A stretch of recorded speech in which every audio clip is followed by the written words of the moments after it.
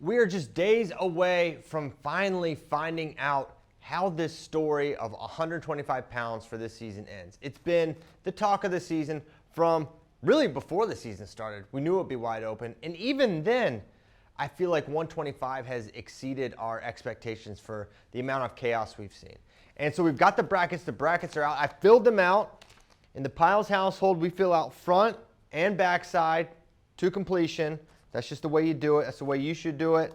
That way, because you never know, especially at a weight like 125, there's some guys that could lose early on that could go on runs. So the way I'm going to do these videos is going to talk through the front side, talk through the back side, go through some of the sleepers, dark horses, some of the guys that maybe don't have the best seeds, but I think could go on some really strong runs through this bracket. And no weight has as many dark horse capable guys than 125 pounds. So let's get started. Braden Davis from Penn State got the top seed. It was Luke Stanich, the 2, Drake Ayala, the 3, Matt Ramos, the 4.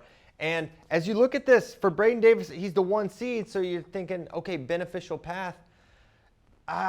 One thing you'll hear kind of a theme in these videos is there's the seed and then there's the path. And it's not always, the 1 seed isn't always the easiest, and sometimes matchups matter. And so if we look at Braden's, yeah, super winnable first match because he's got the 33 or 32 winner. But round 2, he's got the winner of Dean Peterson and Brett Unger. Well, what do we know about Dean Peterson?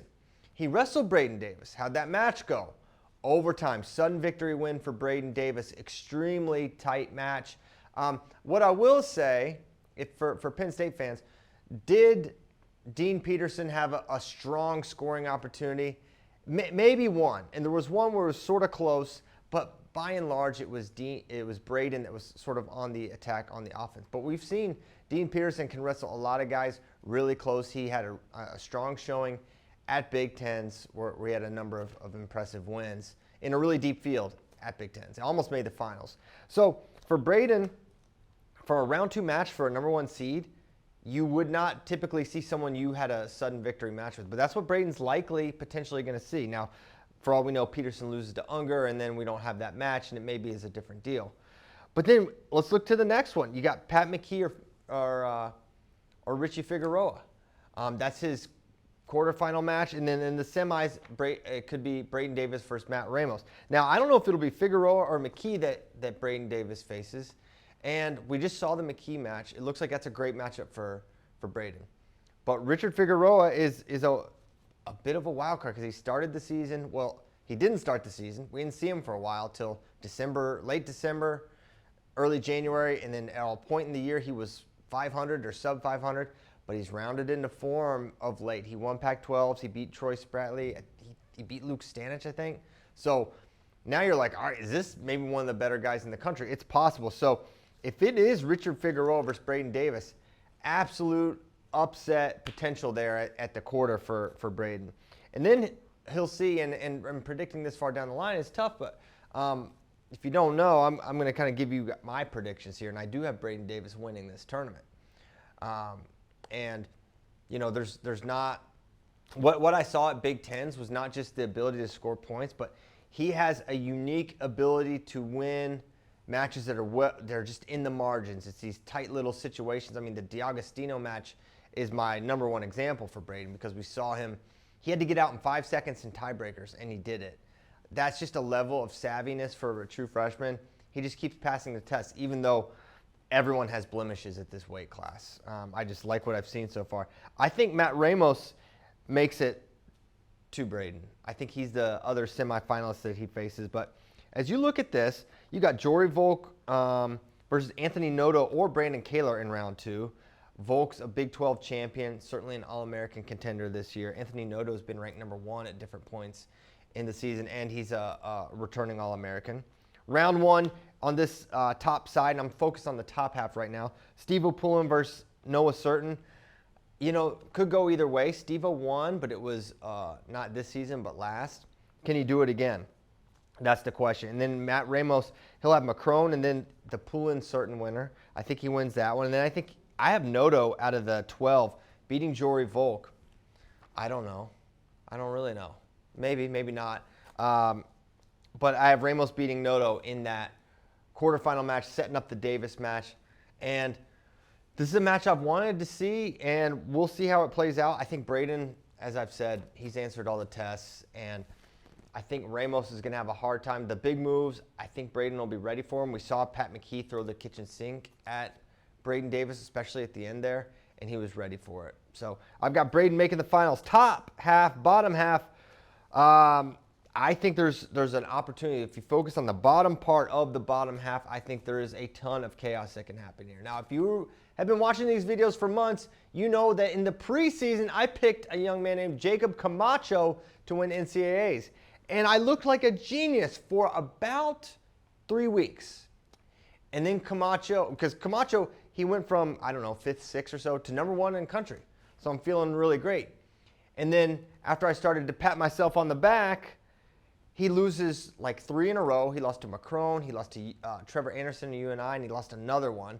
And he ends up not even being the starter for NC State for a little bit, at which point I'm not bringing up that video so much. But now, Camacho's back.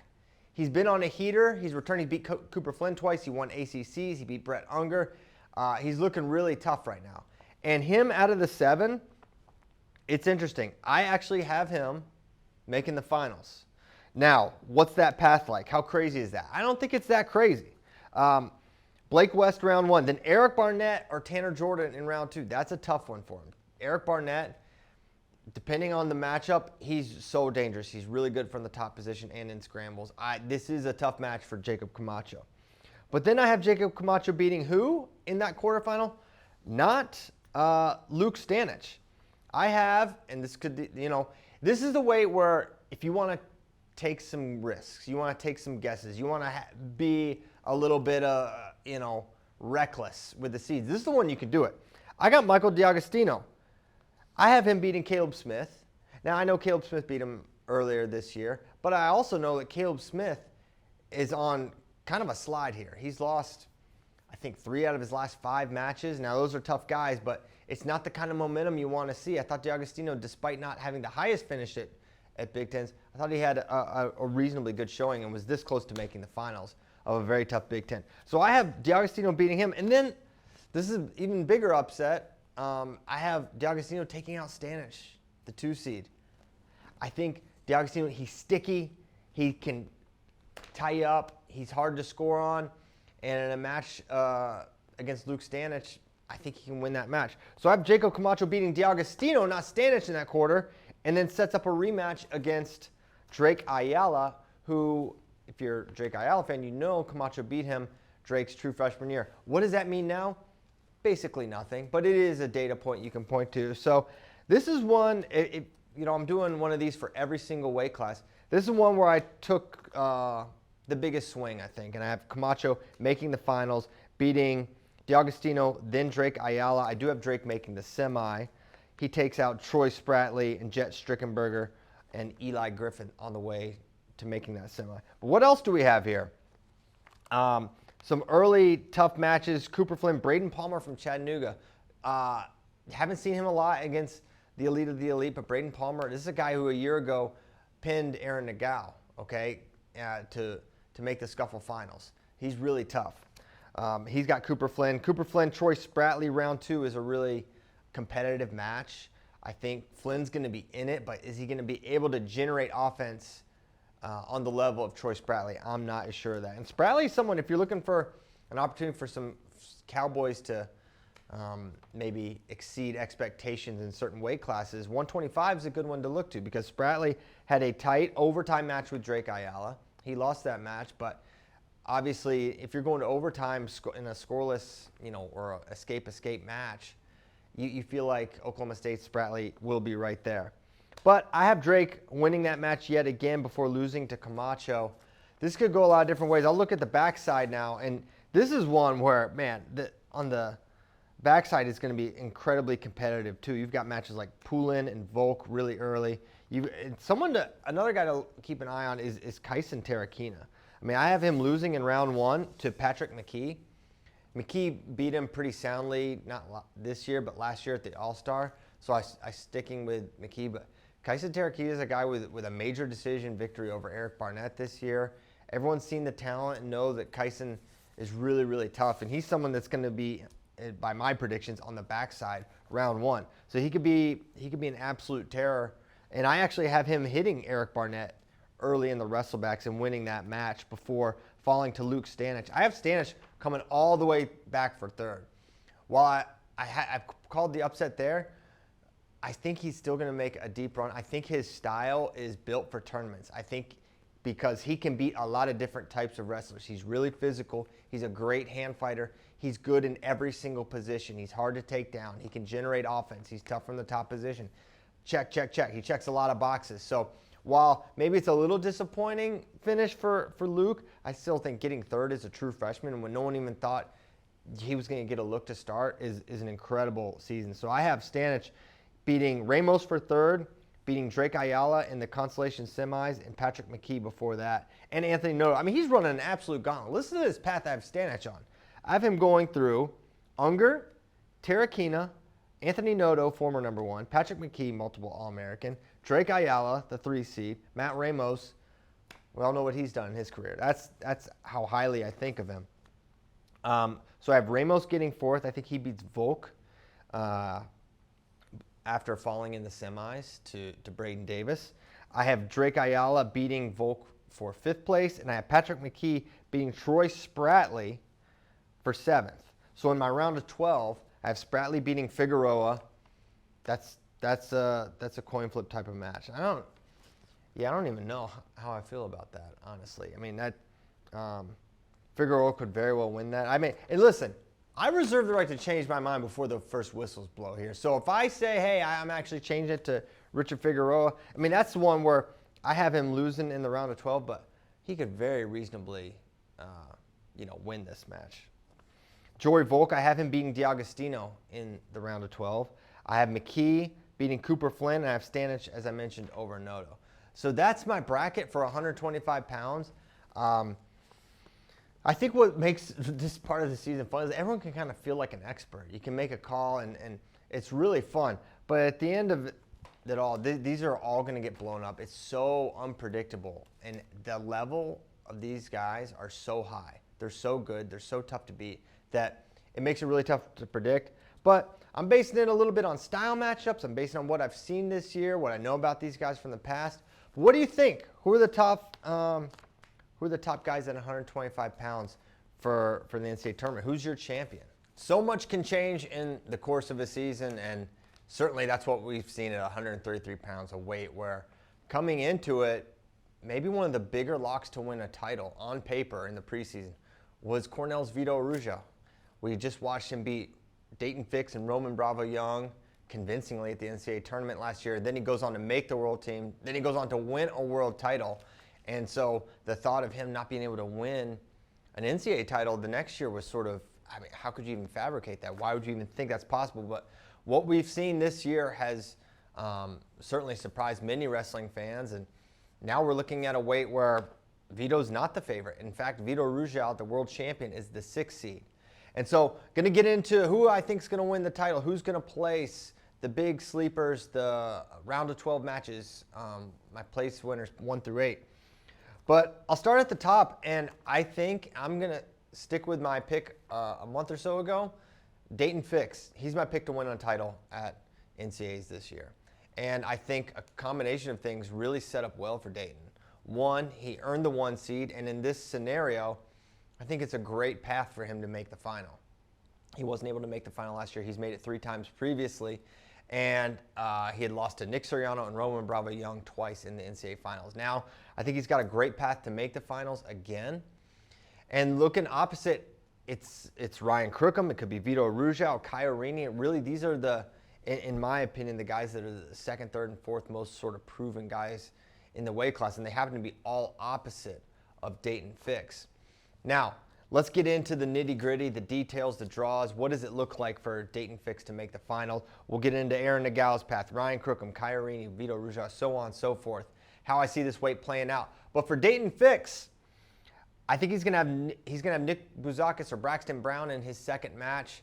I think that's Bouzakis is interesting because he's so powerful, but I think Dayton Fix is going to be able to win that match. And then Evan Frost, a familiar opponent for Dayton Fix, someone that he's been able to beat on 2 occasions now. I think he's going to beat him a 3rd time, even though really like Evan Frost, and we'll get into his path and why I think he could be potentially an All-American this year. Now, it could be that he sees Dom Serrano. It could be that he sees Julian Klebov in reality. I think Julian is someone that you should not sleep on, beating Dom Serrano and Evan Frost and making that quarter against Dayton. Don't rule that out. I think that's possible. Julian may be the what? He's the 24? He's tough. He's kind of gritty in a lot of different positions, and I think, Dom Serrano, he's good, but is he really the 9? Maybe not in my mind. And then Evan Frost, he's still a freshman, right? And Julian's been around the block a time or two. So for that reason, don't sleep on him, but I played a little straighter than that, and I have Frost losing to Dayton. Looking at that second half of the top half, or the middle quarter there, you got Dylan Ragusin versus Kolioko, round 1. Man, that is a tough matchup for the 5 seed Ragusin. Kolioko's tough. Now, he has not had the season many of us predicted, but Kolioko from Penn, still a tough out. Sam Latona, I think, will be Ragusin's round 2 opponent. I think Ragusin gets by Sam, who's not had the season that I thought he'd have. He's the 12 seed. I think coming in this year, he seemed like a top 5-6 sort of lock guy. He hasn't been that this year. Maybe he can turn it around. Dylan Shaver also looming in that quarter. I think it's going to be a 4-5 quarterfinal. I think it's going to be Shaver versus Ragusin, a Big Ten Finals rematch where we saw Dylan Shaver go beast mode, teching Dylan Ragusin, which is surprising on its own, but even more surprising when you consider that Shaver lost to Ragusin twice in the season. This year, crazy things happen in the sport, and while I do not think it's going to be a blowout match, I think it's going to be really tight once again. And when Shaver put Ragusin on his back, I think Kozak pointed this out, that changed everything, right? And from that point on, Ragusin could never get back together, and it spiraled out of control. I think it's going to be a more controlled match. I have Shaver winning it still. I've kind of gone back and forth on this one, but what I've seen from Dylan, really impressive. I think this is an absolute coin flip match. Don't let that tech fall confuse you at all. If you think Ragusin can win this quarter, I'm not surprised at all. But I think both of them lose to Dayton Fix, and Dayton makes the finals. Look at the bottom half. Vito Aruja, I told you he's the 6, so what's his path look like? It's pretty good to the quarter. I think it's pretty clear he's going to make that quarterfinal round where he'll likely face Kai Orini. But I have my little red circle here on Kai Orini's second round match against Jacob Van D. For a 3 seed, Van D is a tough 14 seed. We've seen this guy battle in a lot of different matches. He's been right there with some of the best, and he's beaten some good wrestlers this year. So don't sleep on Van D. I think he's tough. I think that's not a throwaway match for Kai Orini. I have Kai winning that match, but if you want one on your radar, if you're looking for an upset special at 133, Van D over Orini, 14-3, could happen. But I have Orini winning that match, setting up a Vito Orini quarterfinal. I'm going with Vito. But there's no doubt in my mind Kai can win this match. It's going to be close. Kai's a really good athlete. He can wrestle upper body. I don't think the mat will be too much of a factor here. It's going to be a neutral battle. And for as, I'll say limited or as far removed from the last year Vito that we're seeing right now, he's still absolutely elite on his feet. And I think he gets the takedown. He might need 2 to beat Orini, but I think he's going to be able to knock off Kai. But that said, if Kai wins this match, no one's surprised one bit. Looking down below, I've got Aaron Nagao in the second round taking out Nasir Bailey. Bailey's had a really good season. Both these guys really tough from the top position, but Nagao, he's a guy who's done it at this level. I like what I saw at Big Tens. He's really good from the top position, and I think Nasir's going to have a hard time getting a takedown against Aaron Nagao. So I have Nagao winning that match, setting up a match against Ryan Crookham in that quarterfinal. Crookham won pretty soundly in their duel matchup between he and Aaron Nagao. I think he gets this one as well. I love what I've seen from Ryan Crookham. I mean, he truly had the best season of any 133-pounder this year. He's just not the 1 seed, right? And I think he's going to take out Aaron Nagao again, and I think he's going to take out Vito Aruja for the 3rd time this year. It's crazy to think. It's so hard to replicate that, but I think the problems that Ryan presents, first of all, he does such a great job at getting the legs, and he's a really efficient finisher. He doesn't look like he gives that many counter opportunities. Whereas we've seen when in the Vito matches, Vito's attacks can lead to some counters. Now, Vito was able to get a takedown last time. That's notable. But I don't think Vito's quite right, and I think Crookham right on. So I think it's a Crookham Fix final. I think these are two extremely similar wrestlers. I think when you attack both of these guys' legs, they're really dangerous. Kind of a freaky feel with their hips. They can really counter and move in good ways. They're really athletic, kind of twitchy guys. Crookham may be able to generate leg attacks a little more consistent, maybe a little more speed to the leg, but Dayton could get in on his left side attack. He's got his inside trip, which we haven't seen as much this year, but would never be surprised to see him hit that. But I think Dayton gets it done this year. I think this is the time he wins his title.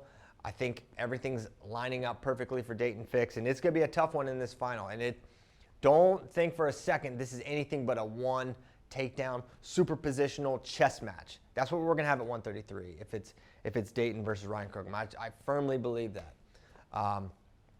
One thing with Dayton, the one thing that gives me a little bit of doubt, some of his late match performances. He looked a little fatigued. He's giving up some points, or he's giving up a stall call, or he's just like, it's going one way and then it's shifting. He's going to need to put 7 minutes together against Ryan. He's going to need to put 7 minutes together against Ragusin or Shaver, right? Even Frost at the end there was looking kind of strong in that quarter. So he's got to put full 7-minute matches together. I think he does that and wins the title. Now looking at the backside, I've got Vito coming back for third, beating Shaver. I've got Vito beating Ragusin as well after losing in the semi. So he goes through Ragusin and Shaver to take third. Shaver's fourth. Looking at my round of 12, I've got Ragusin over Nasir Bailey. So for Penn State fans, if Nagao doesn't beat Nasir, he's going to drop down here and get the loser of Shaver and Ragusin. And those have been tough matchups for Nagao. So beating Nasir is, I think, incredibly important for Aaron Nagao to be an All-American this year. So special eye, a keen eye on that matchup, because I think however Nagao performs there is going to determine, his backside path and how he can play. So staying on that top side, beating Nasir Bailey, getting to that quarterfinal match, I think sets him up much better. I have Frost taking out Van D in the round of 12. I have Nagao beating Sam Latona. I think that's a much more manageable match for Aaron Nagao than Dylan Ragusin, right? So that's the difference in beating Nasir or not beating Nasir. It's Dylan Ragusin or Dylan Shaver in the round of 12, or Sam Latona, Kurt Phipps, someone like that. So for sure a tough match for Nagao, but I think based on the seasons they have, you think Nagao can probably get that done. And then I have Kai Orini taking out Nick Bouzakis in the round of 12. Round before that, I have Bouzakis beating Klebov. I think Klebov could go on a run there, and that's a match where I could see it going either way. Kolioko I have making the round of 16, along with Brody Teske, who loses to Nasir Bailey before the round of 12. So I have Ragusin beating Nagao for 5th, and I have Kai Orini taking out Evan Frost for 7th place. So compared to 125, this weight is not as crazy, and I didn't go as much off script here. I didn't have a lot of high seeds placing. This weight feels a little more set. Now, nothing's set in this game. These guys are just too good. The talent level's too high, and we see it every year. Things we would never predict happen. And so it'll happen, and this will end up not being quite right, potentially. But those are my picks. That's my top 8. I do feel like this round of 12, there is some variance. I think Latona, Nagao, significant variance. Bailey, Ragusin, there's variance there. Staying top side is essential. So that's my thoughts on 133. Going to be a great weight. I think Dayton Fix gets it done in his final year for the Cowboys. 141 pounds, man, I love this weight class. To me, it is one of the deepest weights in the country. There's so many guys that I think could make deep runs at this weight class, a few sleepers. And this is one where round 2 and even round 1, we're going to see some extremely high-level matchups. We're going to see All-American versus All-American in round 1. That's how deep this weight class is. And while it is really deep, it does feel like there is a set tier, a pecking order that's going to be tough for that group of really talented guys to break through. And so who do I have winning this weight? So in this video, I'm going to talk about who I think is going to win this weight. Who are going to be the All-Americans? Who are the sleepers, the dark horses that could go on runs? And yeah, that's pretty much what I'm going to get into. So for this one, 141, my champion, I'm going with Bo Bartlett. Now, he's the 2 seed. I just saw him lose to Jesse Mendez in the Big Ten Finals, and that's actually who I think he's going to wrestle in the NCAA Finals. But I think it's going to go a little differently. I'll get into that in a bit. Let me work my way backwards. So for Bo Bartlett getting the 2 seed, not the most ideal draw when in round 2, he's very likely looking at Cole Matthews. Now, everyone kind of knows the deal with Cole. He's in a lot of matches. Now, he started the season and was not very good, just to put it, just to be blunt. It was not wrestling like we'd seen Cole Matthews. He was losing to a number of unranked wrestlers, and you're like, is this guy going to be an NCAA qualifier? Then he beats Jesse Mendez, our top seed in the country. And he starts to knock off some of the tougher ACC guys. Like, all right, Cole Matthews is back. Well, that's who Bo Bartlett is going to have in the second round of NCAAs, potentially. Obviously, they have to win their matches, but that's my prediction. And what do we know about Bo Bartlett versus Cole Matthews? Well, 1 year ago, Cole Matthews had Bo dead to rights.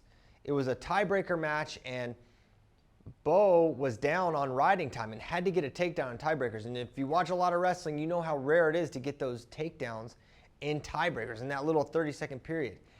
But that's what Bo was able to do. He was able to run him down. He got an exchange. He made a flurry happen. He got the score late, and he took out Cole Matthews. So Bo was that close to losing to him a year ago. But is Matthews better from a year ago? I'm not sure. Is Bo Bartlett better? Feels pretty certain he's better. So all that being said, I think Bo wins that match. And then I think it's Cale Happel is his next opponent. I think Cale Happel takes out Taggin Jamison. That's a coin flip match in my mind. That could go either way. Taggin's had a great freshman campaign for the Cowboys.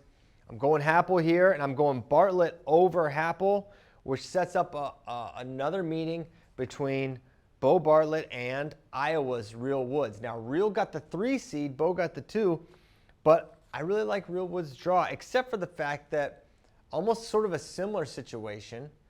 He has Clay Carlson in round 1. Now, Clay Carlson is the 30 seed, so you say, well, what does that really matter? I mean, it's Real Woods. Well, if you don't know, Clay Carlson is a multiple All-American for South Dakota State, and he is someone who Real Woods lost to at NCAAs in 2021. I believe it was the round of 12 he lost to him. If not that, it was like a quarterfinal match. But either way, it was a match that determined All-American honors, and Clay Carlson was able to beat him. Now, Clay has not had this. He's the 30 seed. So obviously his season has not been what Coach Hahn and the Jackrabbits maybe thought it was going to be. But he qualified, he made it, and this is not going to be a blowout match for Real Woods. I would be really surprised to see this be a bonus point victory for Real. As good as he is, this is a tough first round.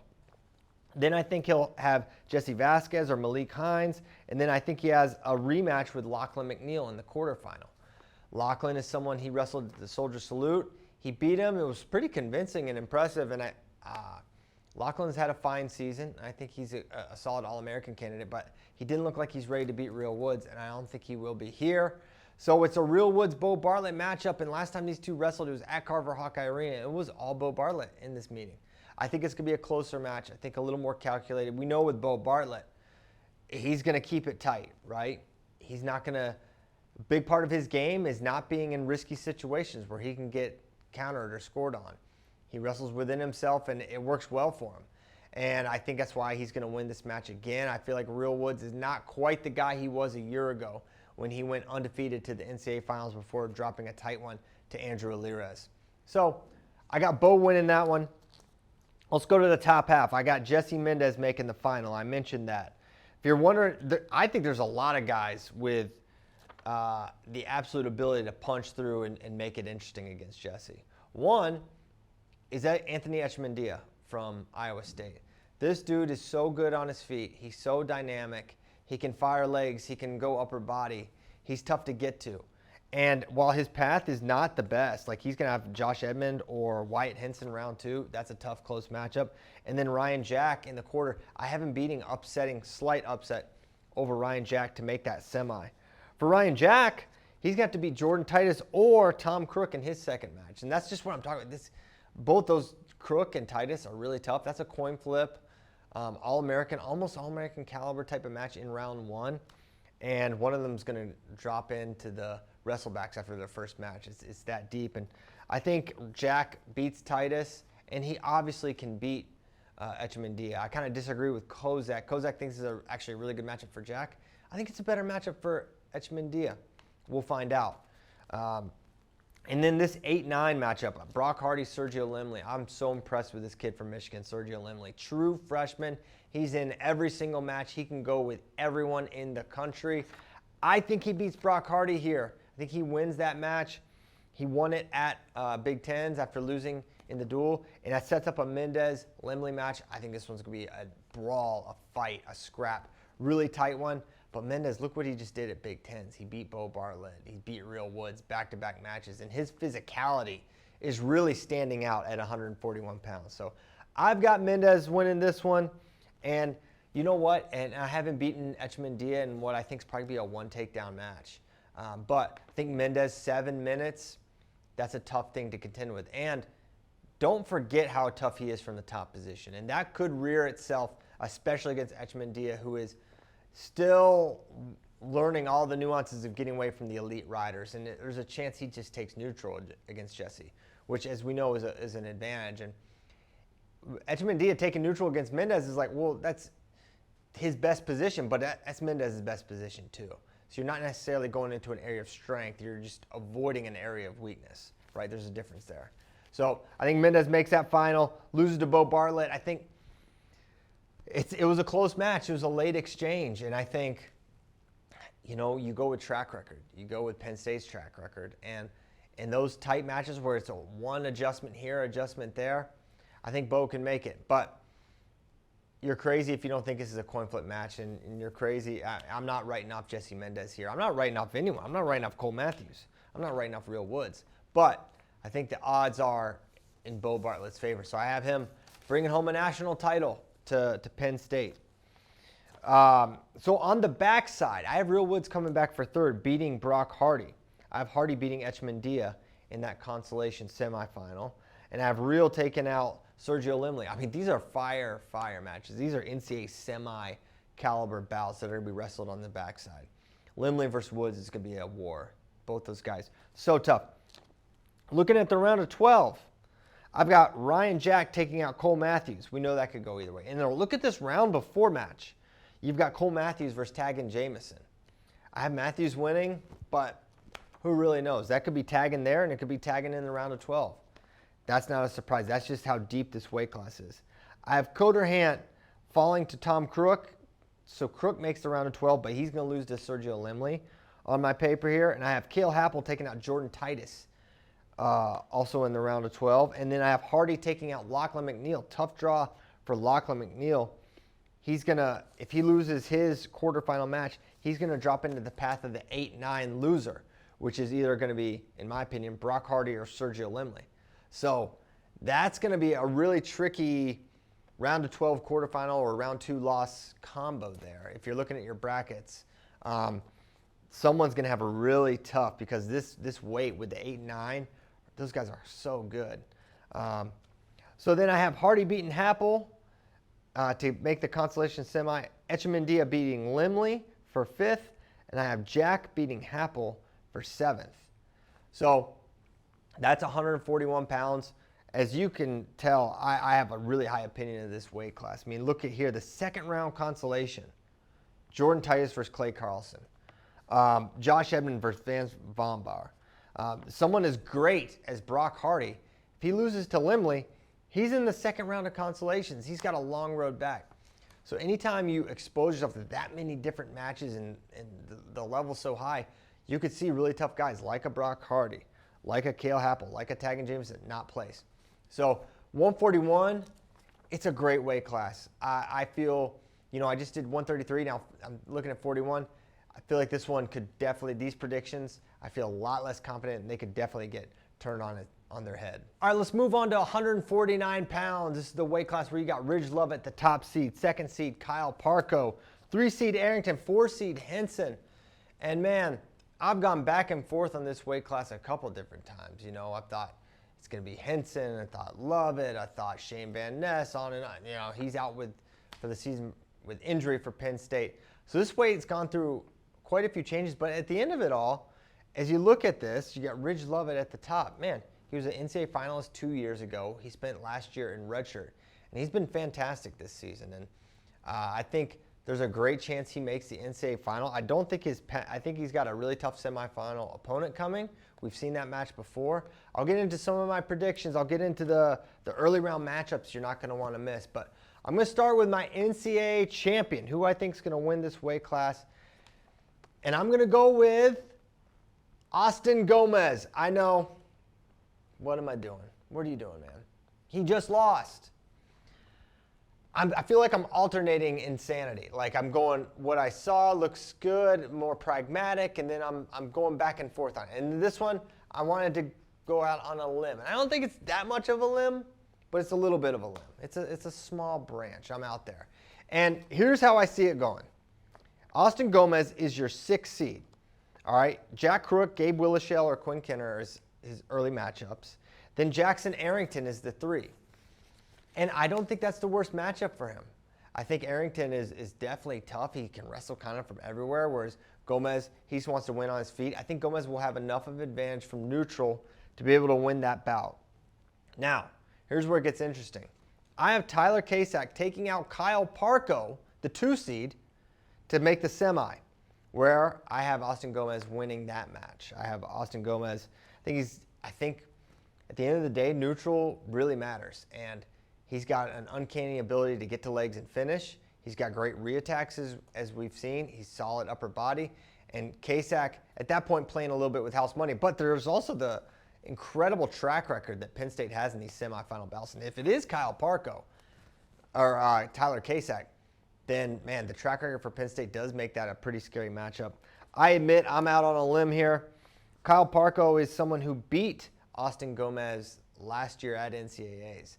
And he's able to wrestle out of an underhook really well, Parko is. And that's where Gomez was not able to exploit or whatever, capitalize on that position because Parko feels really competent in that position. So I've got Gomez doing it. What the heck am I thinking? What am I doing? I don't know. I've got him beating Ridge Lovett in that final. That's going to be a tight one, though. We saw Austin Gomez got the first takedown, and then Ridge really responded. He got a takedown, and then he really challenged Austin upper body. And the thing that makes this most interesting is Ridge is bar none the best top wrestler at this weight class and one of the best top wrestlers in the country. Will he choose top at some point in this tournament is something I'm curious about. I'm not sure.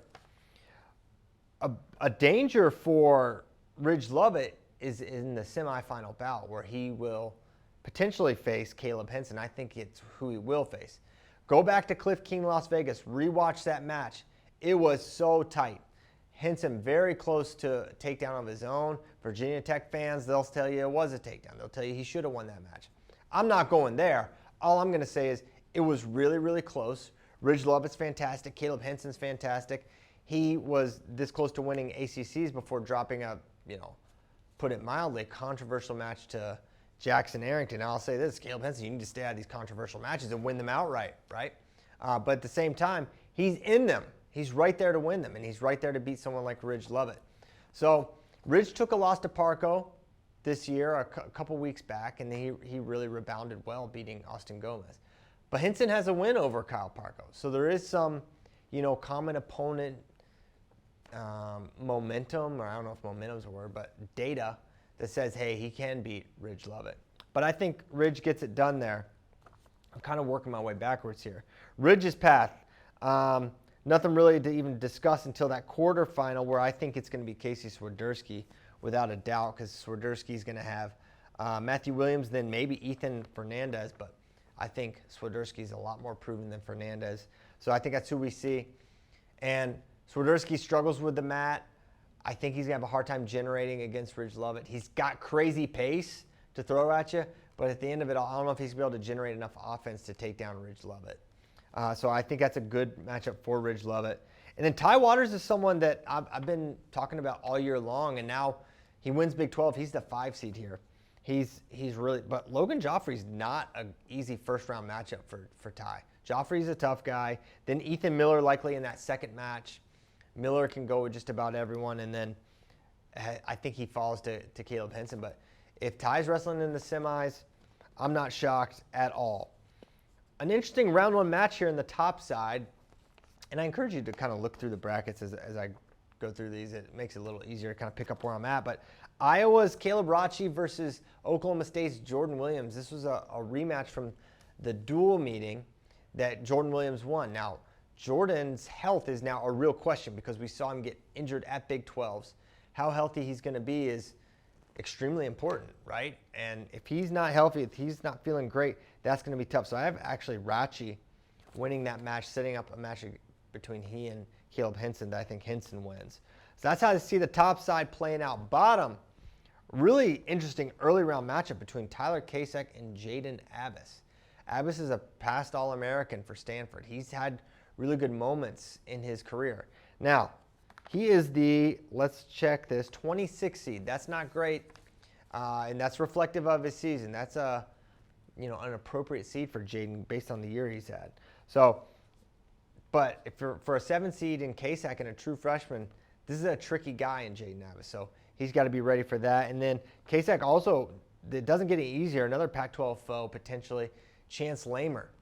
He transferred from Michigan to Cal Poly. He's your 10 seed. He's been tough all year long. And for Kasek, that's no gimme match there. And of course, that quarterfinal, I already talked about him versus Parco. Coin flip, I went with an upset. You got to take some risks here in your predictions. That's one I decided to take. So yeah, that's the top side. I got Gomez over Lovett. Who knows? I have Henson getting 3rd over Kasek. I have Parco getting 5th over Waters, and I have Arrington getting 7th over Casey Swiderski. Go back to the round of 12. I've got Waters beating Chance Lamer. I have Swiderski beating Dylan D'Amelio. Parco over Ethan Miller, and Arrington over Graham Rooks. So not as loaded a round of 12 as we've seen in some other ways. When you look at like 141, 125. I think this is a little more of a set weight class with a really well-defined pecking order. So 149, taking a chance here, going with the 6th seed, Austin Gomez, Vision Quest type of deal. He's back for his, what year is this? 6th, 7th? It's hard to tell. We're 2 folk-style retirements into the Austin Gomez story. Maybe he goes out on top. That's my prediction. I wouldn't bet on it, though. There's little doubt in my mind that 157 is the deepest weight class in the country, bar none, without a doubt. This weight has 10 All-Americans in the bracket, and there's just a handful of other really tough guys that are also in the mix that make this the deepest weight. And I'll get into it. There's fire from round 1 all the way through. I'll get into my champions, my All-Americans, sleepers, dark horses, who's going to place, who could get upset and win.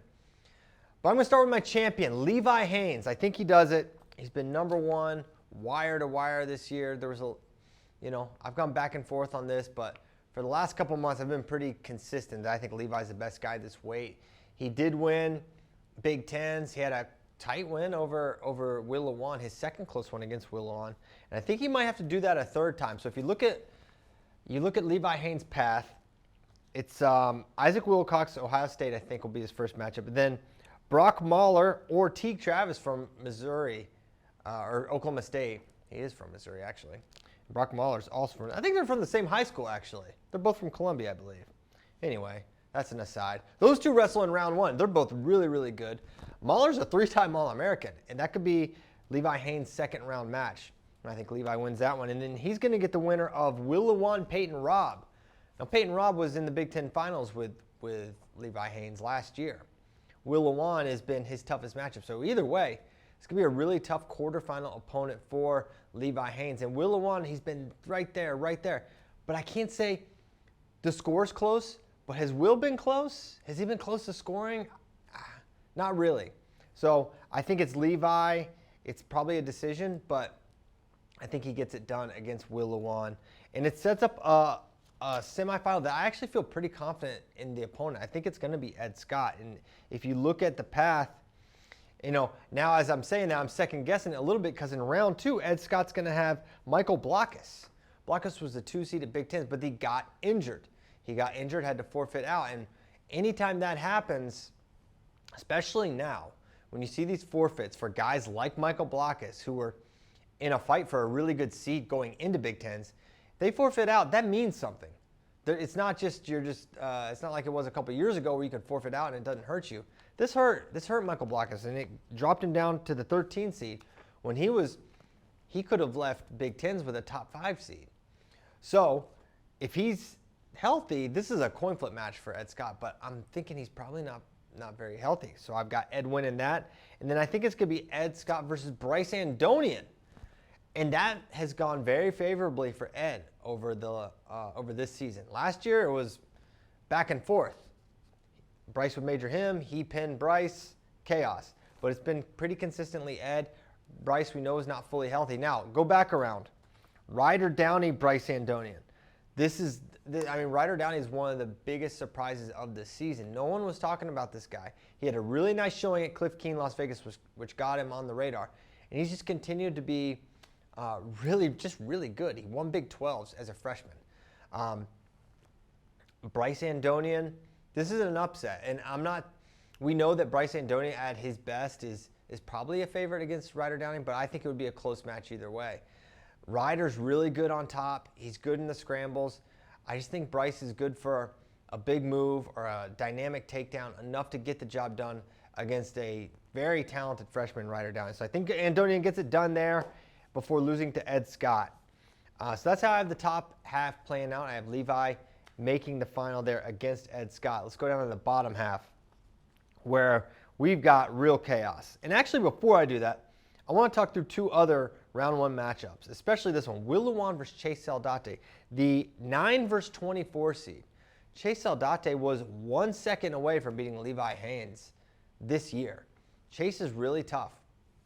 He's beaten a lot of great guys in his career.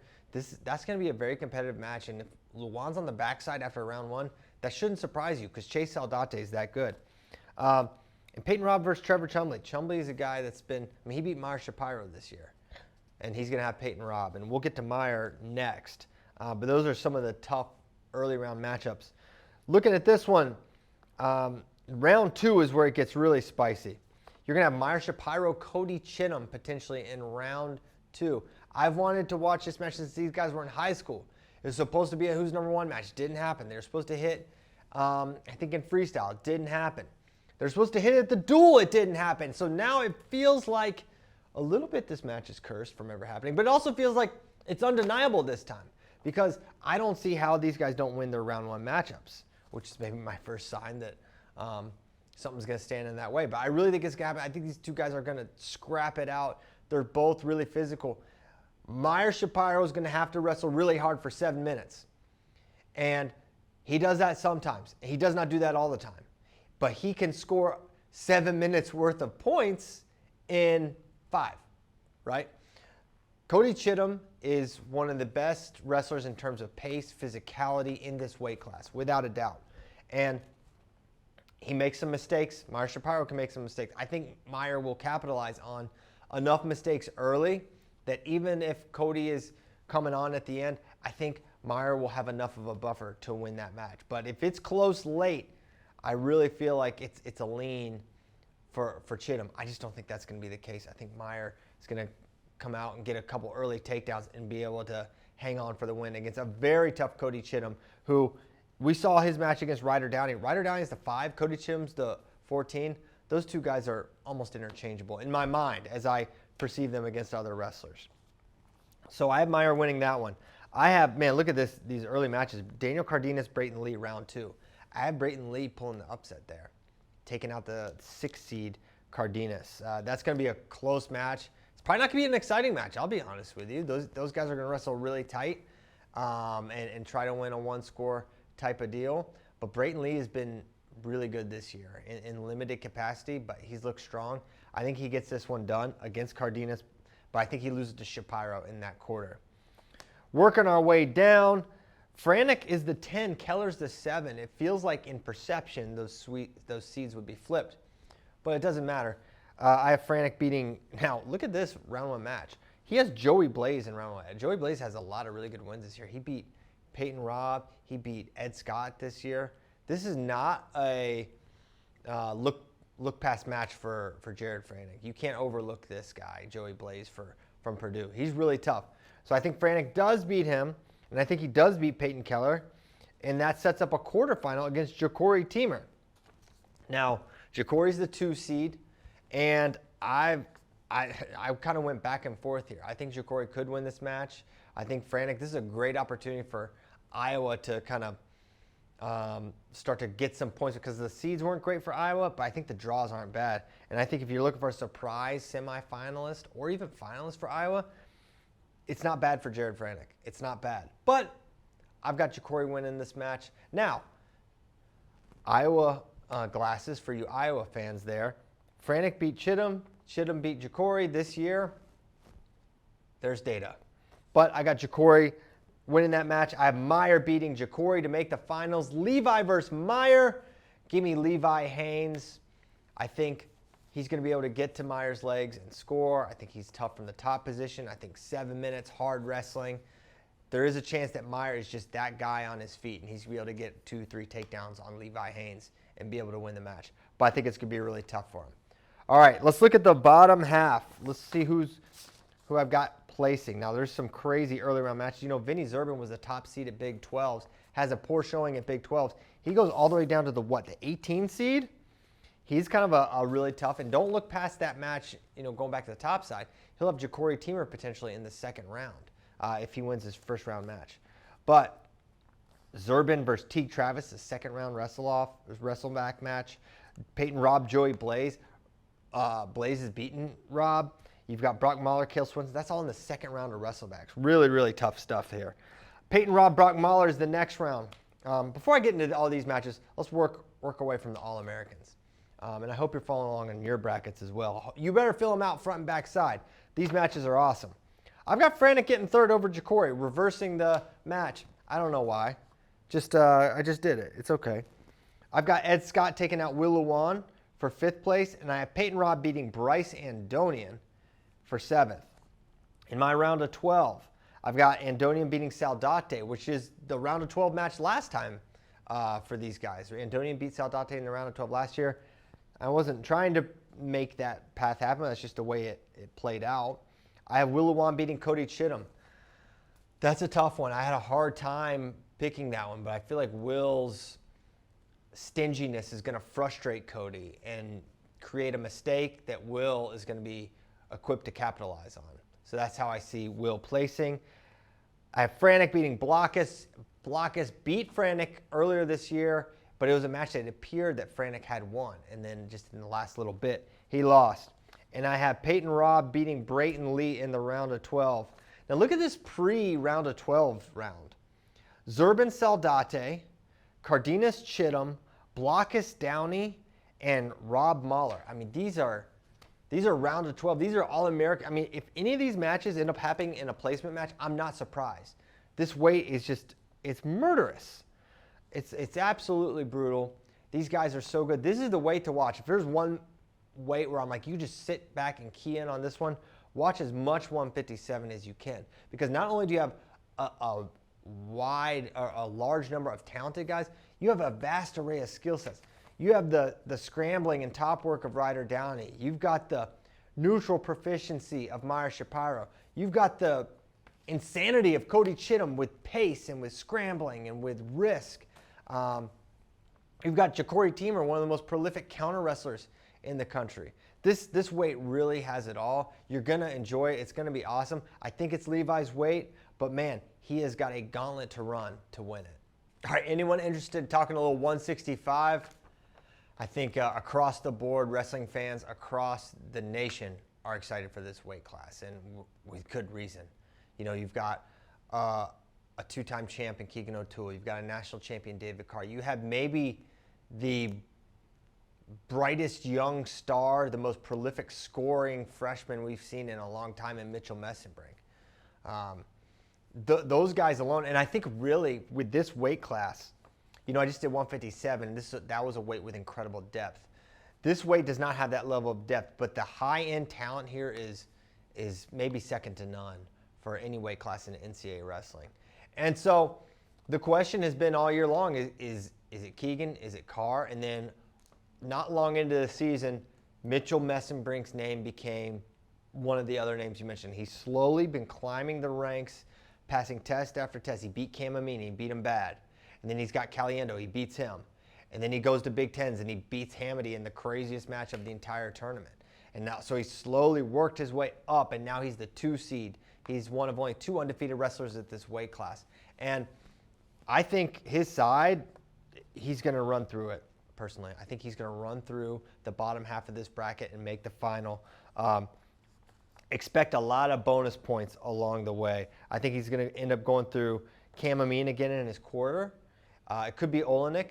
I had Cam beating Olenek in that rematch of a match where it looked like Cam was going to win and Olenek took it. Seems like Cam is rounding back into form. Olenek has been up and down, but now he's had a solid showing, but not great elite showing at Big 12s. So I think that's a coin flip match, but I think it doesn't matter for Mitchell's purposes. He puts the pace on these guys and just works to score for 7 minutes straight, and when the dust settles, he normally has way more points, and I think that's what we're going to see again. And then I think it's going to be Julian Ramirez Michael Caliendo potentially in that semi, or Julian Ramirez, whoever wins that quarterfinal match. And I think this one, I think it's Caliendo. I think Caliendo takes out Ramirez and ends up making that semifinal. It's not, for Julian, he's one of the best guys to not place, and I do think he's going to end up All-Americaning, but I think it's going to be a really tough match for him. Caliendo had a good showing at Big Tens. He's getting to legs well. He's a good athlete, and that's where Julian Ramirez can really challenge guys. I've got Caliendo getting this one. That's one of my slight upsets I'm calling, and don't have a ton of confidence in it, but I don't know. You take some chances here. So I've got it Mitchell over Caliendo in that semifinal, and I think it's another dominant win. Look at what we saw Mitchell do to Caliendo last time around. And if it were to be Julian Ramirez, I think that's going to be a really fun match because early on, Julian is so dangerous. He's got a lot of ability to put you on your back, and he beat David Carr this year, right? And that's why he's the 3 seed and not the 4, because he beat David Carr.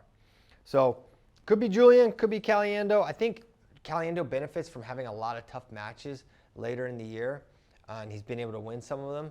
Whereas Julian, the schedule kind of slowed down a bit towards the second half of the year, and he took that loss to Keegan O'Toole. So that's kind of my read on the situation for the bottom half. And there's not a ton of really super interesting early round matchups. That's not to say there won't be upsets. Of course, that's what makes the NCAA so full of surprises, that people like me and fans like you look at this on paper and you're like, well, I don't think that, Andrew Cerniglia is a tough match for Mike Caliendo. But then we see upsets like that all the time. The Olenek Cam Amin match is the most interesting one of this bottom half before the quarterfinals. And go back and watch that match from Vegas. It was really close, and Olenek got I think it was a late pass by to win that match. That one could go either way. Now look at the top half. Keegan O'Toole, the 1 seed, the 2-time champ, going for 3. If you're a Missouri fan, you're looking at this quarter and you get a little sweaty, a little nervous, because you're going to see, man, it might be Peyton Hall again. Now you think of Peyton Hall, it's like, well, he's good, right? Well, for whatever reason, he just wrestles Keegan really tough. Keegan had to mount a comeback against Peyton in their dual matchup earlier this year. It was really close, and it was a near escape from Peyton that would have sent that match, I think, in overtime. If he gets a reversal, he wins in regulation. So Peyton Hall versus Keegan O'Toole is a likely quarterfinal matchup, and you can't look past that if you're a Missouri fan. But for Peyton, he's got to get past Antrell Taylor in that second round. That's the 8-9 matchup. Antrell, so hard to score on. Peyton, a lot of offense. I cannot wait for that one. That's going to be a tight match. But I got Peyton winning that one. Looking around, Dean Hamady, David Carr, I don't think anything stops that from being a quarterfinal. And that's been a match that Carr's been able to win every single time they faced one another. And I think it's going to be close. I thought Dean showed a lot in his match against Mitchell Messenbrink. I mean, he was, I don't want to say handling him because of how it ended, but he was in the driver's seat in that match. He rode him tough. He was counter scoring. He looked really good, but he couldn't handle the onslaught for 7 minutes.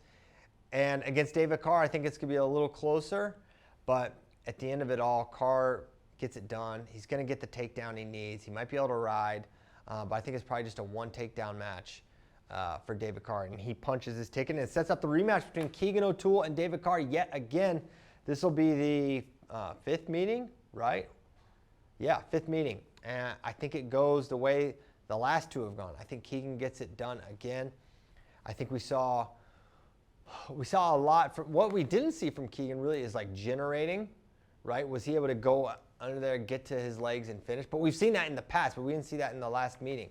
It was a great re-attack from Keegan, and then a really creative counter scramble thing from Keegan to win it. But I think Carr is going to have a hard time figuring out the scores. He's got to get back to his head inside single. Keegan's forcing it to the outside, and that's where he's really tough. And so can Carr do that? Absolutely. He can absolutely win this match and be a national champion again. But based on what I've seen the last two meetings, I'm going to go with Keegan. And then I think it sets up the match, right, with the one we've been talking about, Keegan versus Mitchell, high school teammates, Askren Wrestling Academy teammates, guys that have trained together for years. And, you know, it's not an easy call, but I'm going with Keegan. I think the size, I saw the size difference. I really think Mitchell is probably, I think he could have went 57 this year, and Ben's been kind of, you know, open about that. And I think the skills are similar. I think Mitchell can get to legs against anyone. I think he is a pure just wrestler in that he just fires and fires, and he's so, you almost want to say reckless, and I think it actually is an appropriate word, but he's reckless in a way that helps him. But I think against Keegan, he's going to have to show a little more caution, because I think when you fire in there, I think Keegan can capitalize. Then again, who's felt some of Keegan's scrambles and counter ability more than Mitchell Messenbrink? Not many people outside of the Missouri wrestling room. So I do think I'm recognized I could be overvaluing Keegan's counter ability against Mitchell. But I think all things being considered with the mat, I think I give a slight top edge to Keegan. I think I give a slight edge to Keegan in the scrambles and just the overall size. But Mitchell, if he's down late and he has to go get to the leg, and it's been a close match, that's a match that he can win. So I can't wait for this one. I mean, it's maybe the most anticipated final of them all, right? And if I had my druthers, I would end with this match at NCAAs. I think it's going to be that good. It's just two super kids, great wrestlers, great programs, and I want to see how it plays out, but I have Keegan winning that match. Let's go to the backside. I've got Carr getting third over Hamady. They're going to wrestle again. I've got Caliendo beating Julian Ramirez for fifth, and I've got Amin taking out Peyton Hall in that seventh place match. Round of 12, I've got Hamady over Olenek. I've got Hall over Thompson. I've got Amin over Garvin. And I've got Ramirez over Antrell Taylor. So really, really, really fun weight with a really impressive top end of talent. You know, I shouldn't overlook Julian Ramirez considering he beat David Carr. I know that. I know he can go with Mike Caliendo. I know he can go with Mitchell Messenbrink. I do feel like those top five are super, just fantastic wrestlers and could go a lot of different directions. Excited for this one. I know you are too. Who you got? 165. Keegan, Mitchell, David, Julian, someone else. Let me know. No weight is going to have more eyeballs on it than 174. No way. No chance. No how. Carter Starace is the #1 story in NCAA wrestling right now. He's a 3-time NCAA champion, going for his 4th. He did not wrestle at the Big Ten Championships due to injury. We do not know how healthy Carter Starace is. He got the 9 seed. 9 seed. Crazy. And with that, he's going to have the opportunity to create some absolute chaos in the top half of that bracket, which has not 1, not 2, but 3 NCAA champions in the top half. That's, I don't want to say unprecedented, but incredibly, incredibly rare. And so for Carter, round 1 matchup, he's got Andrew Sparks, who he had to forfeit against at Big Tens. And so as I'm, this is my predictions. I kind of go through who I think is going to win and place and who are some potential dark horses. For Carter, there's two things. I've heard a little bit, he's healthy. He's fine. And I say, do we really?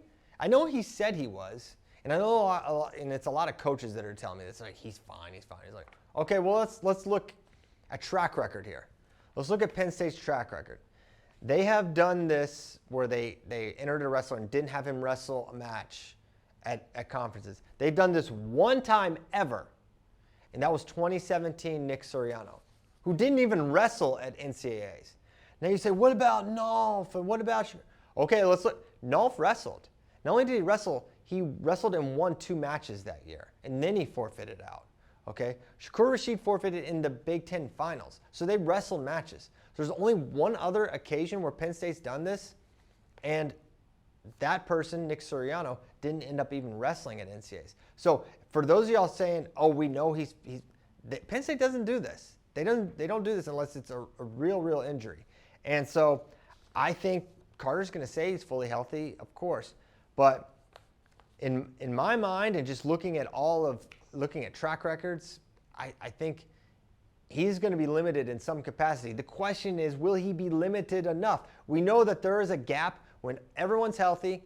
There's a gap between Carter Starace and the rest of the country. But now we don't know what the gap is, or if there even is a gap. All that being said, I got Carter winning this weight. I have to see him wrestle a match and not get his hand raised before I pick against him. This guy hasn't lost since he was a freshman in the Big Ten Finals to Michael Kimmer. 2021, it's 2024 now. Okay, that's a long winning streak. He's been in some tough wars. He's had to win some really hard matches, and I think he's going to do it again. I think he goes through Andrew Sparks and through Adam Kemp. And then he's got Mekhi Lewis, an NCAA champion, a guy he beat for an NCAA title his sophomore year.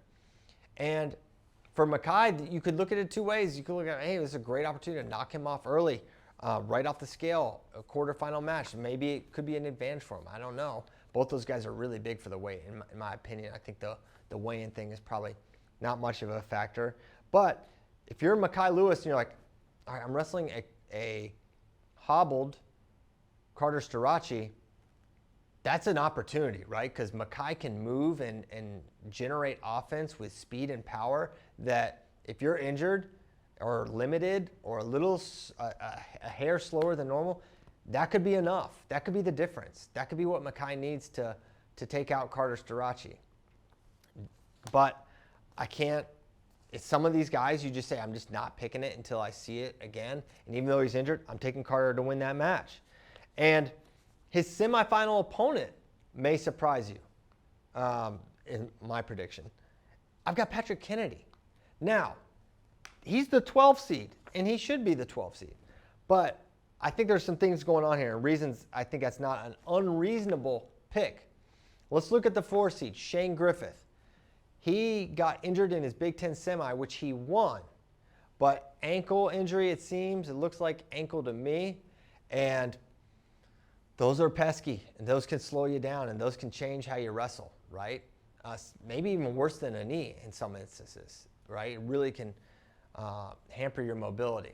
So with that, all that being said, I think I've got Griffith making it to the quarters against, I think he beats Brody Conley. I think he beats Faison. Faison's not a tough first round. That's a pretty tough first round match too. But I think he makes that quarter. But Patrick Kennedy, I think he beats Tyler Eichens in the first round. And I think he beats Bill Canigliaro.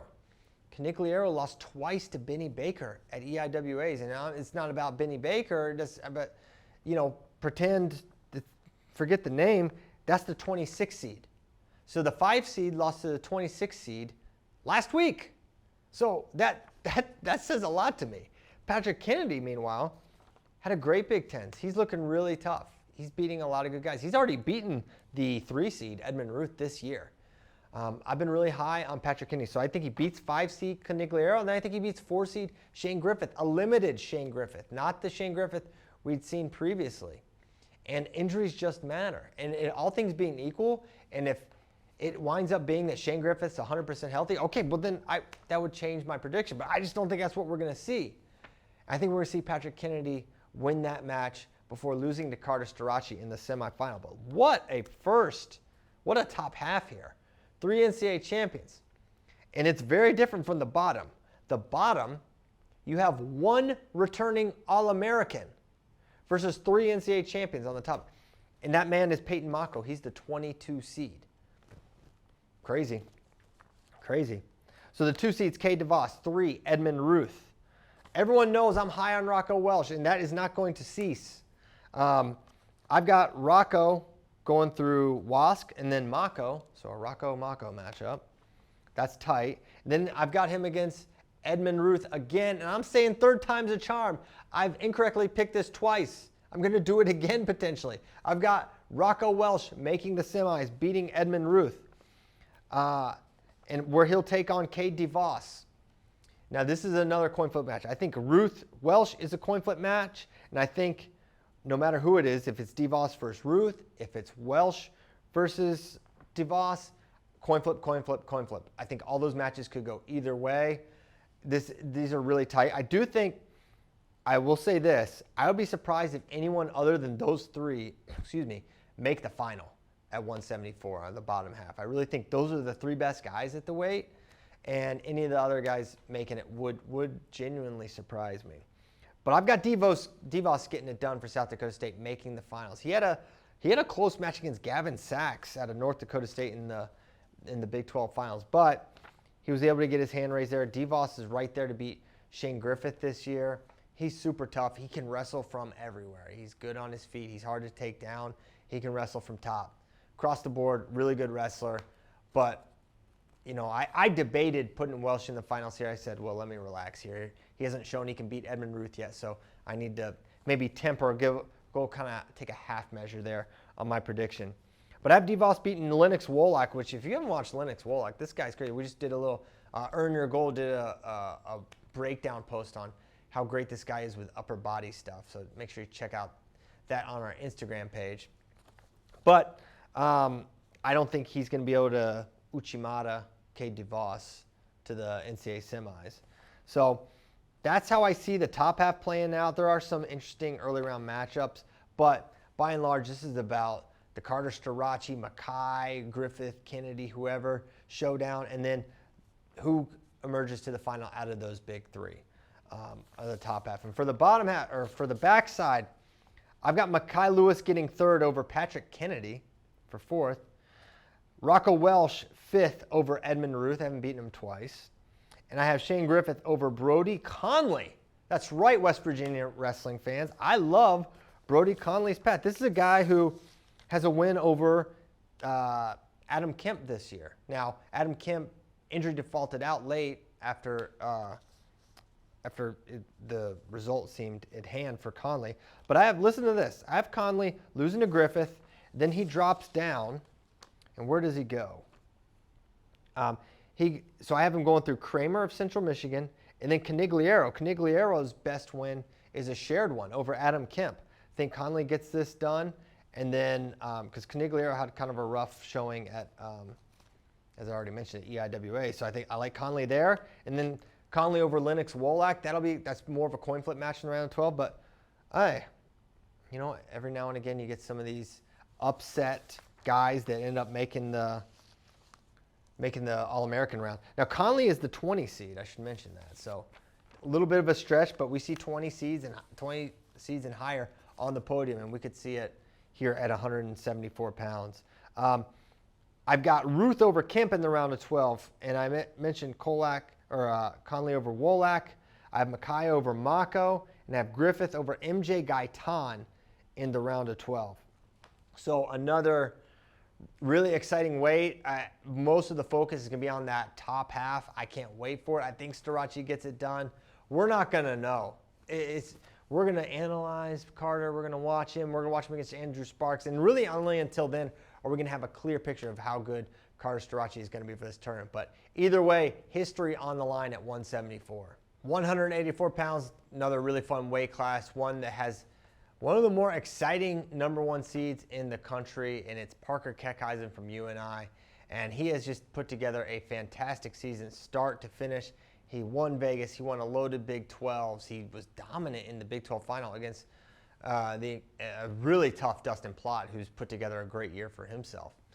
So going to get into who I think is going to win this weight class, how I think it's going to play out from start to finish. And this weight doesn't have the depth of a 157 necessarily, but it's pretty deep. There's a lot of really good guys. There have been some new names that have emerged and become contenders, and we're going to get into all those guys. But at the top, I got to pick Parker Keckeisen to win this weight. There's nothing you've seen. He may not win this, right? But there's nothing we've seen this year that would make any other pick make sense. You could say, oh, yes, Salazar or Plott, or you could say, Bernie Truax. But there's nothing we've seen this year that would say anyone other than Parker's going to win this weight. From dominance and scoring and ways to score and momentum at the conference tournament, everything points to Parker. So he's my pick. He's the pick to win. He's the best guy at this weight class. He's had the best year. But the best guys don't always win. You need to remember that. So before you start, putting it in ink, I'm writing this one in pencil. Parker Keckeisen, national champion. Now here's his path. Will Feldkamp, I think he'll have him in round 2. Will Feldkamp was an All-American last year, and he's a pinner. But Parker has shown he's got an advantage over him. And then the quarterfinal, I think it's going to be Bennett Berge. Could be Sam Wolf, probably someone from the Big 12.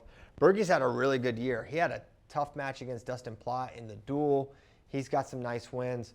But I think Parker beats him. And then who Parker faces in the semi is interesting, because it could be Munoz, it could be Pinto, it could be someone like Jaden Bullock from Michigan, a guy who no one was talking about coming into this year, and we weren't really sure if he was going to be Michigan's starter. And it turns out now when we see the starter, he's a threat to All-American for the Wolverines. But I think it's going to be Lenny Pinto who beats Trey Munoz, Munoz being the 4 seed, to make that semifinal bout where he falls to Parker Keckeisen. Parker's beaten him this year, I believe, at Vegas.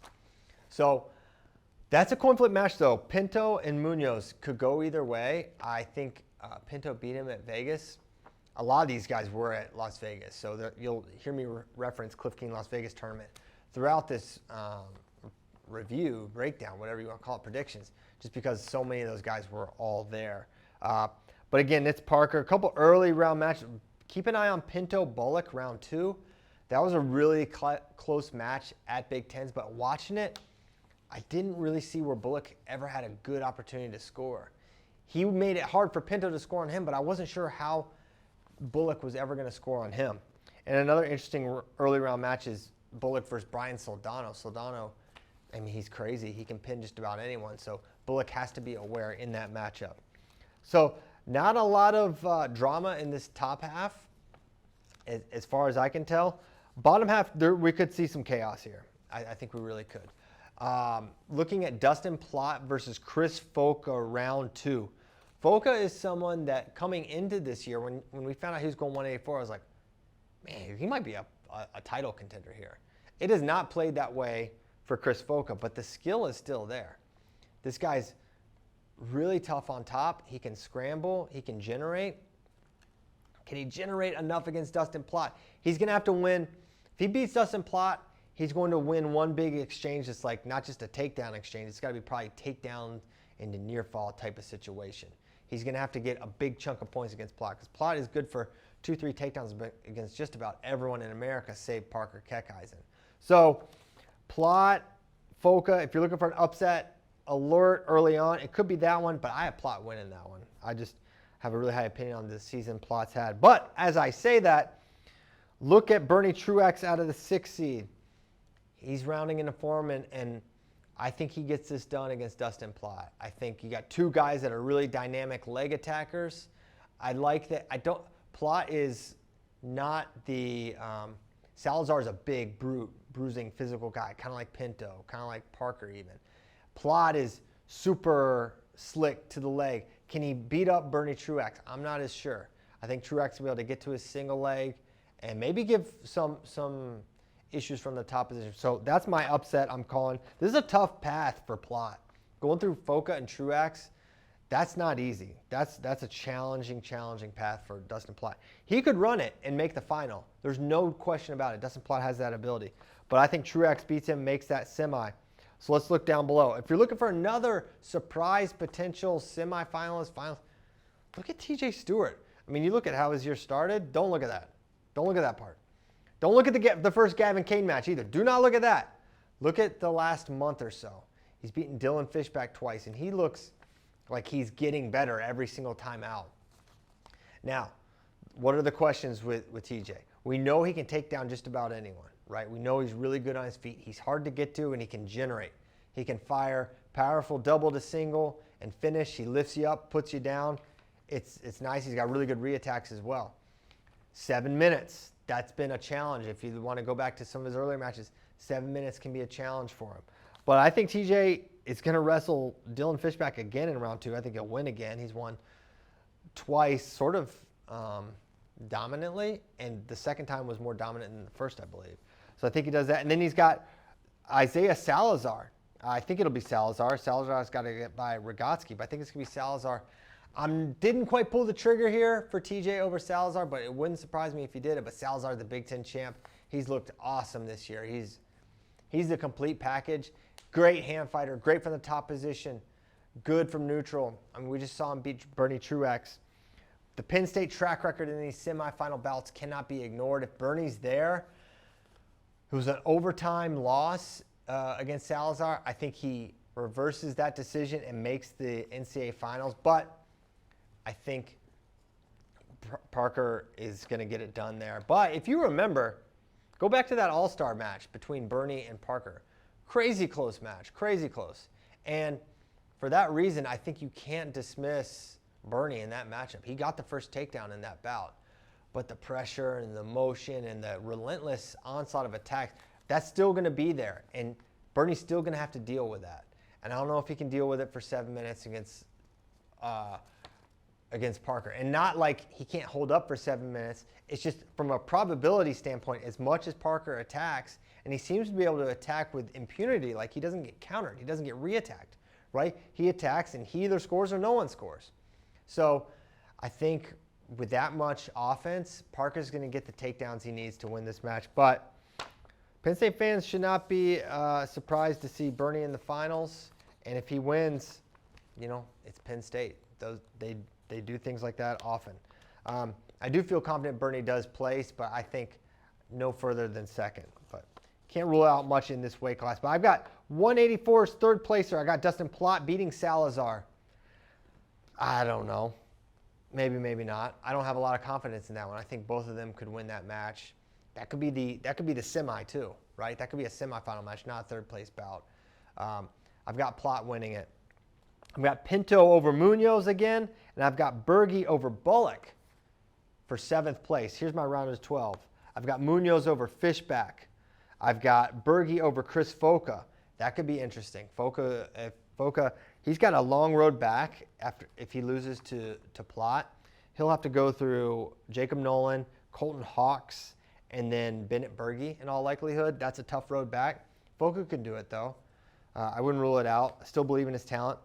Bullock over Stewart is a round of 12 match. So I am high on TJ Stewart, but if he doesn't make that semi, I think the Bullock matchup is tough for him because I think he can counter some of where TJ's dangerous, and I think he can win kind of an ugly sort of one takedown or a ride out or kind of match, but maybe not. There's a real chance TJ Stewart places as a freshman here for the Hokies. And then Plott over Malshewski in the round of 12 there. So great weight. I don't have the strongest of feelings on this one, but I do know that Parker Katkeisen has been start to finish the best 184 in the country. Now everyone's excited about 74 and 65 and those potential finals, and there's no doubt those are going to be great. But for me, 197, if we get this final that I'm predicting here, it is, I think it's fireworks, and I think it's something that, you know, a lot of people in the wrestling, you know, community are maybe writing this off a little too much, and I kind of understand why. So let me just get it. I have Aaron Brooks and Trent Hidley making the NCAA finals. That's not a surprise, right? They're the top 2 seeds. They are 2 of the most dominant wrestlers, not the weight, in the country. Aaron Brooks has 1 decision. Everything else is bonus. Major, tech, pin. Trent Hidley, who's wrestled more matches, he's like 24-0. he only has 2 decisions, 83% bonus. He has been a wrecking ball on the mat, right? And on the one hand, Aaron Brooks is, I think, 3-0 for his career against Hidley in NCAA competition. Of course, they also wrestled in freestyle, where Aaron had the advantage there as well. But what we've seen, they've had close matches in the past, right? And I think this is going to be a close one here. And I think Trent is wrestling as well as we've ever seen him wrestle, right? Now, the problem for Trent is I think the same is true for Aaron Brooks. He looked surgical, clinical at Big Tens, right? We saw the duel against Iowa and Glazier. It didn't look great. The illness thing was running through everyone at that point in time. Iowa, Penn State, Missouri, everyone was feeling it. I think that's what Aaron was dealing with there. But I think it's a really close match. I think that Aaron Brooks, is the winner of this bout. But, man, I went back and forth on this. But at the end of it all, and another thing I want to say about it, everyone knows Aaron Brooks is world class, right? Like he was, he made Final X. He lost to David Taylor, the pound for pound best wrestler in the world, not the country, not the weight, the world. There's no one better right now than David Taylor. And Aaron Brooks is his peer. Trent Hidley is is an elite freestyler as well. He is someone that in a alternate universe, if we say, hey, Trent's got to go to the Olympics, I think he's coming back with a medal. I feel that strongly. This is a guy who has a freestyle win over Miles Amin the same year Miles was a Olympic bronze medalist. He's a guy who beat world silver Ken Chadze. He won a loaded Bill Farrell. He beat Alex Daringer. He is on the level without a doubt. And I feel as confident about this being the finals matchup as any at any weight. And I think I can say that confidently. I just think these two are heads and shoulders above the field. And I don't know that I thought that coming into this year. I thought Aaron was head and shoulders above the field. Now I feel like Trent's there with him too. So it's going to be an epic match. Brooks won a little more handily last year than he had previously, but these are close 2, 3, 1-point decision victories. So going to be a tight one, no doubt. I've got Brooks. Let's work our way back and see how we got there. I have Brooks beating his former teammate Michael Beard in the semi. Michael is another guy who, if you followed his season, this guy puts up points like crazy. He may be the 3rd most prolific point scorer at this weight class, but he's at a weight class with Aaron Brooks that I think he can shut down a lot of what he does. He's going to be familiar with Beard, and I think he's going to be able to win that match with little issue in the semi. I have Brooks over Buchanan in the quarterfinal. And Buchanan, I have beating a very tough Stephen Little, but Buchanan was able to beat him earlier this year. I think Buchanan beats Little Rocks Little once again to set up that quarterfinal against Aaron, which, Buchanan is a hard guy to take down, but I just don't see how he gets any points on Aaron Brooks other than, an escape that likely Brooks gives him. I don't think that's a great matchup for Buchanan, but that's not to say he can't play. A guy to keep an eye on, 12-seed Rocky Elam. And this is someone that we thought could win 197 a year ago, that would be in the finals a year ago. And now he's not had the season we thought, but he's the 12 here. And if you're looking for a surprise semifinalist at this weight, he's a good candidate. I don't ultimately choose him to do it, but I do have him beating Jacob Cardenas in that second round. Now, Cardenas beat him in the duel. I have that result getting flipped.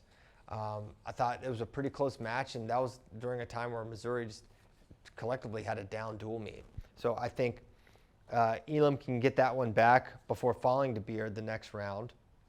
And that's basically what I see going down at the 197 top half. Bottom half, I've got Trent Hidley making it. You know that. I have Sloan beating Jackson Smith in that quarterfinal. Now, Jackson beat Sloan in that Cliff Keen semis.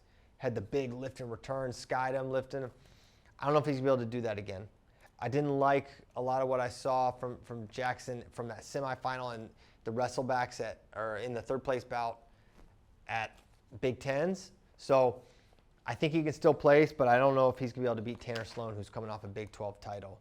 And I believe it only has very few losses this year, Tanner Sloan. A match, but in saying that, I do have Jackson Smith taking out the 6th seed, Lou Dupre, in the second round. That's a coin flip match. Everyone knows how tough Lou Dupré is, but he's had a hard time putting it together. I think Jackson's got a neutral offense advantage there against Lou Dupré, and for that reason, I've got Jackson over Dupré in that second round there. Another interesting second round match, Zach Glazier versus Silas Allred. Glazier made the Big Ten finals. Allred ended up getting third, and it feels like Allred's kind of rounding back into form a little bit, and that's very notable for Nebraska. And I don't think it's going to be a major decision for Glazier again, like it was in the dual meet. That was an eye-opening moment, but I haven't seen enough to say Zach Glazier is going to lose that match to Silas Allred. So I have Glazier winning it, but if you're looking for a 10/7, this would not surprise me at all if Allred were able to beat Zach Glazier.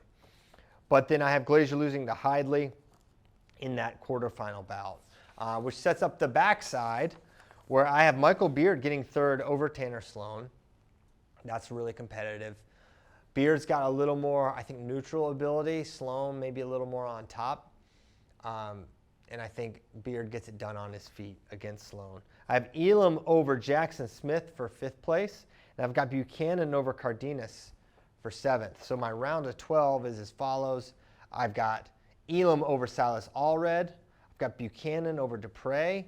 Cardenas over Glazier in the round of 12. So Glazier could go a lot of different directions. If he loses to Allred earlier, he would have someone like Rocky Elam. So either way, I think being in Trent Hidley's quarter is going to give Zach Glazier a really tough round of 12 opponent, just because this weight is super deep. I mean, I just said Silas Allred's a Big Ten champ. He's the 10 seed. Rocky Elam, multiple All-American. He's the 12. Really good weight class. And then I've got Jackson Smith over Stephen Little in the round of 12. But Little could absolutely win that match and wind up placing. So 197, really deep weight class, but I feel like Trent and Aaron are a cut above, and I think we're going to see that next week in Kansas City. All right, heavyweight, final weight class, and looking at this, I think the most anticipated rematch for me is in this weight class, and it's the Big 12 Finals rematch between Yonger Bastida and Wyatt Hendrickson. Now, before we get there, we'll go through the whole bracket. We got Greg Kerkvliet, the 1 seed, Yonger, the 2, Hendrickson, the 3, 4 seed, Colton Schultz, and the 5th seed, Nathan Taylor Lehigh. Now, there's a couple sleepers in here I'm going to mention to you, but before we get in too far into the nitty-gritty, I want to start at the high end. Who I think is going to win this weight class? I think it's going to be Greg Kerkvliet. I think he wins this weight class. I think start to finish, he's been the best guy, I believe, although there's a strong case for Yonger Bastida. And let's get into Greg first before we get into that juicy rematch that I think is bound to happen. Greg goes through Will Ham, Grady Grease, and then Nick Feldman in the quarter. Now, Feldman, he showed a little something in that Big Ten final. He got the takedown against Kerkvliet, something that he wasn't able to do in the dual meet. So Feldman is a guy improving, emerging. He's looking exactly like we thought he would look as a freshman, right? He didn't get to really wrestle at all last year because of injury, so he's kind of really rounding into form now and becoming that neutral dynamo. That guy is really a lot harder to take down than I realized he would have been. Still has some issues getting off the bottom, but man, he is really tough on his feet. So Kerkvliet can't look past Feldman there, but it's going to be a Kerkvliet win, I believe. And then I think it's a Kerkvliet win over Colton Schultz.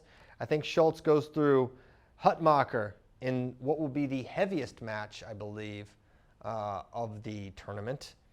Then Slavakuski, and then Nathan Taylor to set up the Kerkvliet semifinal, where Greg is, I think, just going to be able to just move a little bit better than Colton. Colton's got to get to those underhooks and move Greg all over the mat. I think Penn State could take a little page out of Yonger Bastida's book. How did Yonger hand fight and avoid some of the position where Colton's really tough? I think that's what Greg's going to need to do. Fire off a shot or two and win this match. But I think it's Kerkvliet's to win, and I think he does win that match. It makes his second straight NCAA final. Couple early round matchups, guys to keep an eye on. Nathan Taylor, Connor Doucette. I think that's notable. I think he's I think Doucette's tough, and I think Taylor, although he's been good, he's had some moments. He's had some lapses. He had a loss to Dayton Pitzer this season. So Dayton Pitzer also, I have Doucette beating Pitzer in round 1, but that's an early round matchup where it could go either way. And Pitzer's someone who's been battling injuries this year, but everyone knows how tough this guy is for Pitt. Bottom half, Wyatt Hendrickson, Younger Bastida. Is it going to happen? I think so. But I think for Younger Bastida, the path is not, super smooth. He's going to have Luis Fernandez round 2. Should be fine. Lucas Davison in the quarter. Go back and watch that Vegas final. It was Younger that won, but it was a close match. It was not decided until late in the 3rd period.